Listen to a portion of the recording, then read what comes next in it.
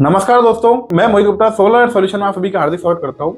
दोस्तों, आज हम बहुत इंटरेस्टिंग टॉपिक के बारे में बात करेंगे। जो हमारे सब्सक्राइबर ने क्वेश्चन भी किया था कि हम सोलर पावर प्लांट तो लगा रहे हैं, क्या हमारा जो ग्रिड है उसको हैंडल कर पाएगा और नेट मीटरिंग से हमारे जो वोल्टेज एंड फ्रीक्वेंसी अनस्टेबल हो सकती है। अगर अनस्टेबल होगी तो उसके लिए हम क्या क्या इंजीनियरिंग सोल्यूशन दे सकते हैं, चलिए समझते हैं। नेट मीटरिंग क्या होती है कि हमारे सोलर कंज्यूमर को ग्रिड से कनेक्टिविटी देती है। जब इलेक्ट्रिसिटी कम जनरेट होती है तो उसको पावर को इंपोर्ट होती है, और जब इलेक्ट्रिसिटी ज्यादा जनरेट होती है तो ग्रिड में एक्सपोर्ट होता है, मतलब बायडायरेक्शनल फ्लो करवाता है। Second, large scale solar adoption से क्या क्या इशू होता है। लार्ज स्केल सोलर एडॉप्शन से इशू ये हो सकते हैं कि जैसे क्लाउडी सीजन है या फिर इवनिंग के टाइम है, जब इलेक्ट्रिसिटी कम जनरेट हो रही है, फिर नेट के बराबर जनरेट हो रही है, नहीं हो रही, उस समय क्या होगा कि हमारी डिमांड तो ज्यादा होगी और सप्लाई वही रहेगी, तो हमारी फ्रीक्वेंसी डाउन हो जाएगी। लेकिन वहीं अगर मैं डे टाइम में बात करूँ, जब हमारा सोलर का जनरेशन बहुत ज्यादा होगा तो हमारा डिमांड कम होगी और हमारा जनरेशन ज्यादा हो रहा होगा, तो हमारी फ्रीक्वेंसी बढ़ जाएगी, जिस कारण हमारा ग्रिड फेलियर हो सकता है। Third point, power quality issue. हमारे क्या होता है, सोलर इन्वर्टर्स में स्विचिंग के टाइम में हाई फ्रीक्वेंसी नॉइज जनरेट होता है। वोल्टेज फ्लिकर, मतलब क्लाउडी सीजन बार बार आने जाने से हमारा वोल्टेज का जो है फ्लक्चुएशन बहुत ज्यादा बढ़ जाता है। रिवर्स पावर फ्लो, हमारा जो ट्रांसफार्मर या फिर जो ग्रिड बनी होती है वो फॉरवर्ड पावर फ्लो के लिए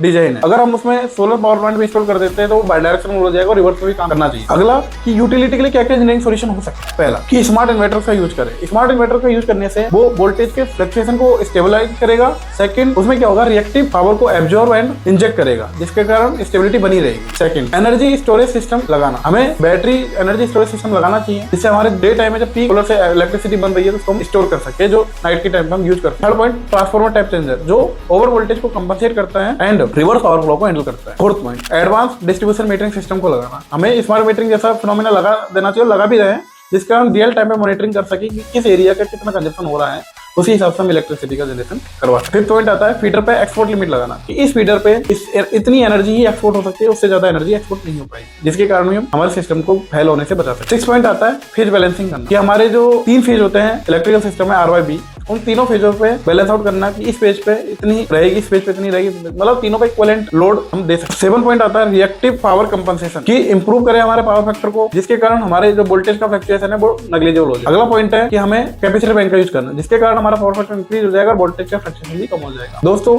सोलर सिस्टम लगाना हमारे लिए उतना ही जरूरी है, उससे जरूरी हमारे ग्रिड को बचाना है, क्योंकि अगर ग्रिड फेलियर हो गया तो ब्लैकआउट जैसी कंडीशन बन सकती है, जिसके लिए हमें स्मार्ट ग्रिड को धीरे धीरे अपनाना पड़ेगा। अगर वीडियो आपको अच्छी लगी हो तो लाइक शेयर एंड सब्सक्राइब कीजिए और अपने दोस्तों के साथ शेयर कीजिए, और डिस्क्रिप्शन में आपको गूगल फॉर्म भी दिया गया है, आप उस गूगल फॉर्म को फिल कीजिए। विदिन 24 आवर हमारा इंजीनियर आपसे कॉल करेगा और आपको फ्री कंसल्टेशन प्रोवाइड करेगा कि सोलर का पावर प्लांट लगा सकते। थैंक यू दोस्तों।